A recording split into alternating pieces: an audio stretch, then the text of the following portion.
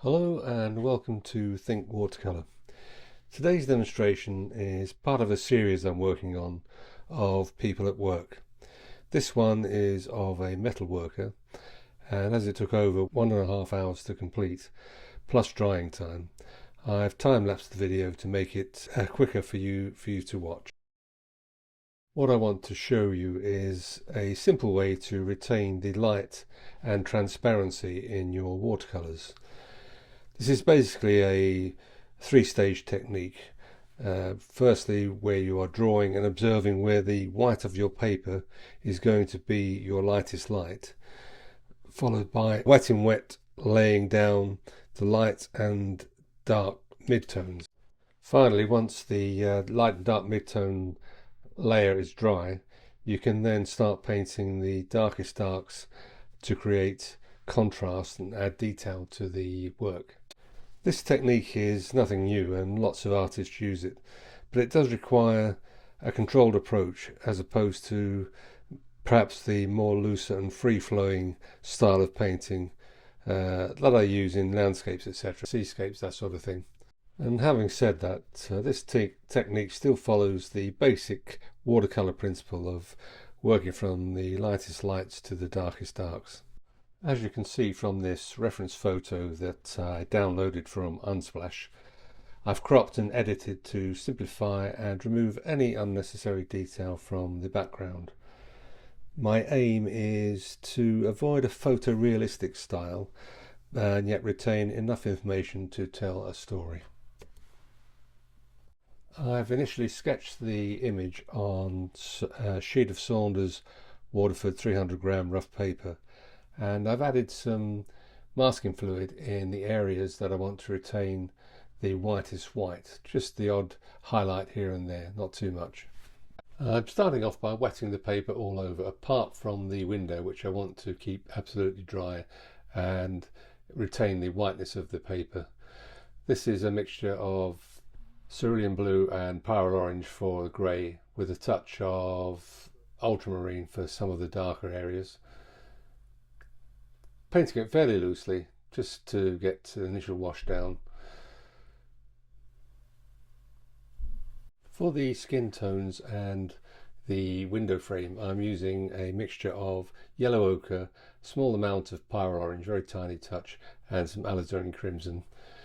These are going to dry much lighter, so they will look dark because they're wet, but once they're dry they'll be lighter, and I'm not bothered about them bleeding into the rest of the painting. It just adds a bit of variety. Now that the first wash is dry, I can start adding the darkest darks and the details. And to start with, I'm working on the hat, and for this I've used a mixture of ultramarine, imperial purple and sepia to create a nice dark black. I don't have black in my palette. I always make black from the darkest colours that I've got in the palette, and you can make some really strong blacks without having to use black itself. Occasionally I use some neutral tint, but very sparingly.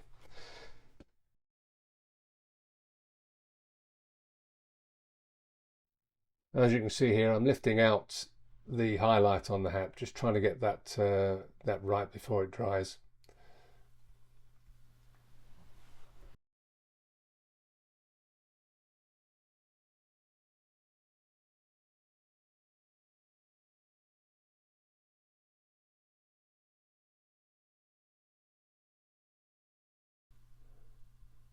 And for the man's shirt, it's a mixture of ultramarine and burnt sienna to create this a sort of nice bluey grey colour. Just carefully painting in the darkest parts, and I'll be adding some more darks as I go along and lifting out a few of the highlighted areas. As you can see, I've removed the masking fluid, and as I add these darker tones, they really are going to stand out. While it's all wet, just slowly building the darkest areas on the shirt, just adding more pigment to each mix. Slightly drier mixes, but as it's wet it's fine. One thing to mention about painting wet in wet is that this really helps to keep the transparency in your colours. If you let the paint dry between adding darker tones, you're adding more layers each time, and this can sometimes kill the brightness of your work. Whereas when you wash wet in wet, it all becomes one layer, thus retaining brightness and transparency. I'm not saying you shouldn't let your work dry before adding more washes, but just keep the number of washes to a minimum for a brighter finish. Of course, this is not a rule, and you should always paint freely. This is just another tool to have in your box. Again, I've gone back to that dark black mix that I had for the hat and made it a little bit darker for the apron that the man's wearing. Just moving the board around a bit just to make sure that the paint flows where I want it to. Obviously, I want it lighter at the front where the light's hitting the apron.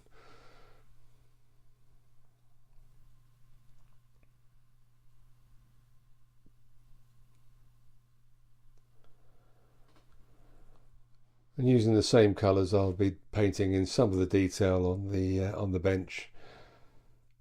There's a vise, big vise, and a few bits and pieces in the background. But as I said earlier, I've kept it to an absolute minimum, just a hint of what's behind the man. Once I put the darkest darks in place, you can now see how the contrast really makes the light from the window appear much brighter. And for the trousers, I'm using the same blue that I used for the man's shirt, just adding a little bit more of the black, watered down slightly, all wet in wet. Again, it helps to maintain that transparency of watercolours. And to maintain the feeling of depth in the painting, the vise is painted in stronger hues to bring it forward visually. But the items on the bench are vaguely indicated with lighter values to push them back.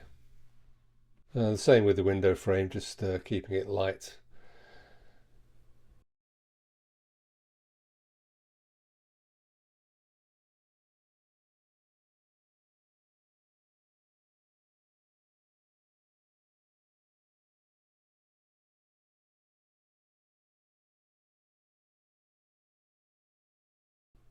And for the flesh tones, I'm using the same mix as before, but with less water and more pigment. And I've added blues and greys for depth, and then lifting out for some highlights along the arm, etc. Also with the head, I'm just using the same tones, but a little bit wet in wet, just to soften the edges, so there's no hard edges apart from obviously the edge of the neck.